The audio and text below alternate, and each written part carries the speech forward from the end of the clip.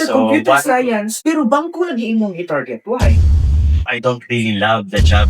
In reality, kabalo naman ko na ako at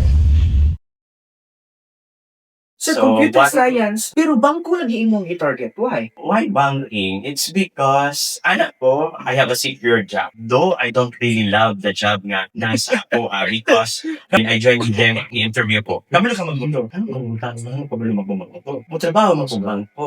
So, I work as account officer which is handling small businesses sa iligan. Ano mga maligyan mga isda, maningil ko, mamili pa ba ko? It's a noble job. It's a privilege nga. Naka-work dahil ko right at the moment pag-graduate na ako. Most of the people after graduation in college, most tuya rin mga kung pahulay sa kung isa ka to, i-enjoy na ako ang self, kaya ko mangita o trabaho. For me, diretso na because in reality, kabalo naman ko na ako at I don't have strong connection. This is the real life. Trabaho, trabaho. Di ko mamili trabaho. Basta na ako'y fixed na tinita na mag-provide do sa akong pamilya. When I got the job, kung may doon na ko ang healthcare, kung if ever na hospital, at least ako pag-support na card ni Hatay na ako na din sa Then at the same time, ako'y trabaho na din na trabaho.